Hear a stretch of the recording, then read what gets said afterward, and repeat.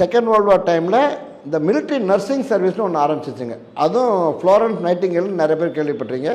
அது வந்து second world வாருக்கு முன்னாடி ஆனது. அவங்களும் வந்து பெண்கள். இப்போ ரொம்ப நாள் வரைக்கும், அதாவது எப்படின்னா 1990 வரைக்குமே ஆர்மியில் டாக்டர்ஸு, நர்ஸு இவங்க தான் பெண்களாக இருந்திருக்காங்க. ஆனால் 1990க்கு அப்புறம் பெண்களை ஆஃபீஸர் கேட்டகரியில் நாங்கள் கொண்டுட்டு வந்துட்டோம். அது சில குரூப்புகளில் மட்டும் கொண்டுட்டு வந்தாங்க. இப்போ அதை வந்து நிறையா விரிவுபடுத்தியிருக்காங்க. நேஷ்னல் டிஃபென்ஸ் அகாடமிலையும் இப்போ பெண்கள் வர ஆரம்பித்தாங்க. அதை ஏன் கேட்குறீங்க? ஒரு ஃபைட்டர் பைலட் 5000 கோடியோட ஏரோப்ளேன், நம்ம ஒளியை சவுண்டை விட 2 தரம் வேகமாக போகிற ஏரோப்ளேன் ஓட்டுறவங்க கூட இப்போதைக்கு பெண்கள் இருக்காங்க. இல்லை சார், இப்போ இதில் இன்னொரு விஷயம் இருக்குது. இப்போ வட மாநிலங்களில் இருந்தால் அதிக பேர் வந்து இராணுவத்துக்கு போகிறாங்க. இப்போ தமிழர்கள் நீங்கள் சொல்கிற மாதிரி போர்க்குணம் அவங்க ரத்தத்திலே ஊறி இருந்தாலும் இப்போ தமிழ்நாட்டில் அங்கே வந்து இராணுவத்தில் சேர்றவர்களுடைய எண்ணிக்கை குறைஞ்சிருச்சுங்கிற ஒரு விமர்சனம் உண்மையா சார்? அது நான் சொன்னது மாதிரி மிலிட்ரியை பற்றி ஒரு அவேர்னஸ் வந்து ஆர்மியில் குறைச்சலாக இருந்தது. ரெண்டாவது என்னன்னிங்கன்னா, மிலிட்ரி 1947 4 லட்சம் இருந்தாங்க படை. அதுக்கப்புறம் கொஞ்சம் கொஞ்சமாக படை கூட்டிட்டு, ஏன்னா நீங்கள் சொன்னது தான், படைக்காக நம்ம எதுக்கு இவ்வளோ செலவு பண்ணிட்டு நேரு அந்த காலத்தில் வந்து படையை குறைச்சிட்டாங்க.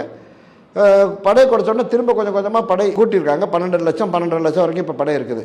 இதில் என்ன கான்செப்ட் கொண்டுட்டு வந்துட்டாங்கன்னா, சரி, அதுக்கு முன்னாடி செகண்ட் வேர்ல்டு வார் வரைக்கும் 25 லட்சம் வரைக்கும் படை போயிடுச்சு.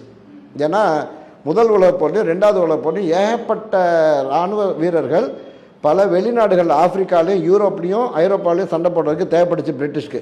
அவங்க என்ன பண்ணாங்கன்னா, இந்தியாவிலேருந்து மக்களை அள்ளிக்கிட்டு போனாங்க. அப்படி அள்ளிக்கிட்டு போனப்போ முக்கால்வாசி வடநாட்டுக்காரங்களை கொண்டுட்டு போனாங்க.